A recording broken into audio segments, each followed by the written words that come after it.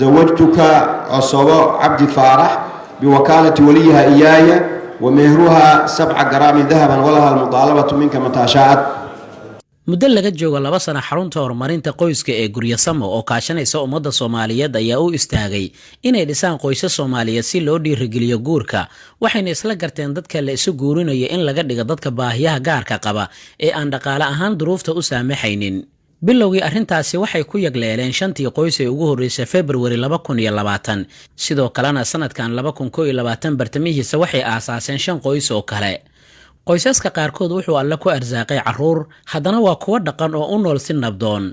maadaama ay u baahan yihiin in laga taageero qaybaha kala duwan ee nolosha ayuu isbitaalka Somali Specialist Hospital wuxuu go'aansaday in 10kaasi qoys iyo caruurtooda uu siiyo damaanad qaad caafimaad oo joogto ah inta uu shaqaynayo isbitaalka oo magaciisa uu jiro. munaasabad kooban oo lagu qabtay xaruntiisa isbitaalka laguna weyninayay maalintii la yagleelay Somali Specialist Hospital ayaa waxaa la guddoonsiiyay kaararka damaanadqaadka caafimaadka ee qoysaskaas waxaana ka hadlay oo ka mahad celiyay Axmed Abshir oo ah gudoomiyaha Guryasamo oo ah hay'adii lahayd fikradda asaaska qoysaskan maadaama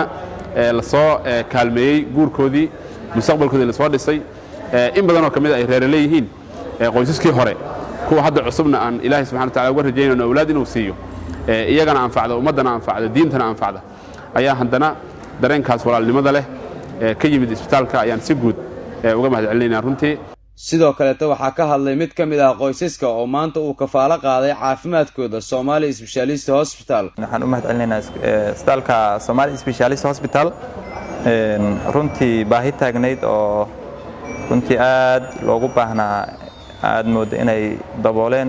oo waliba ayagoon cidi ka codsanin si iskood ah u go'aansadeen inay baahida u daboolaan oo runtii qoysaskii labadii team ee Guryasamo ay dhistay go'aansadeen inay baahidooda caafimaad ay daboolaan. Ilaahay baa caafimaadka haya laakiin bini aadamku waa bukaan la noole marka maalin walba dhakhtar baa loo socdaa maalin walba waxba cilada marka qofkii la yiraahdo maanta wixii isbitaal la kaaga bixi lahaa sidoo doonaba ha noqdee waxay ku tahay free waa runtii wax weyn waaye.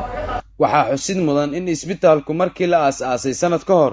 uu horay u kafaalo qaaday caafimaadka 13 qoys oo ay aabayaashood yihiin 13 nin ee naafada ahay ee Muqdisho caanka ka ahaa waana kan Xasan oo qiraya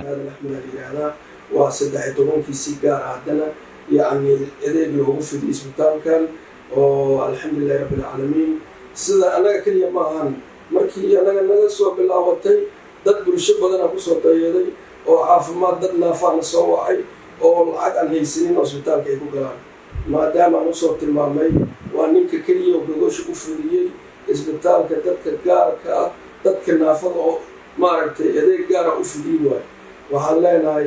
ilaa idinkiisa si balaarada si jira. ugu dambeyntii Dr. Amiin Samakaal oo agaasimaha guud ee isbitaalka Somali Specialist Hospital ayaa ka hadlay arrintan isaga oo faahfaahin ka bixiyay damaanad qaadkaani culus oo ay siiyeen dadkaani mudan. isbitaalka Somali Specialist Hospital waxa farxad weyn u ah in muddo sanada oo jirsaday uu mar kaleeto qoysas Soomaaliyeed oo u baahan in ay helaan damaanad caafimaad maadaama ay yihiin dad qaba baahiyo gaar ah ama dadka mudan in bulshadu si gooniye il hoos ugu eegto aan u kafaalo qaadnay qoysaskii ay dhistay xarunta horumarinta qoyska ee Guryasamo. Somali Specialist Hospital waa isbitaal gaar loo leeyahay oo u adeega bulshada Soomaaliyeed isla markaana kuwa danyarta caawiya wuxuuna ku yaalaa degmada Hodan xaafadda KPB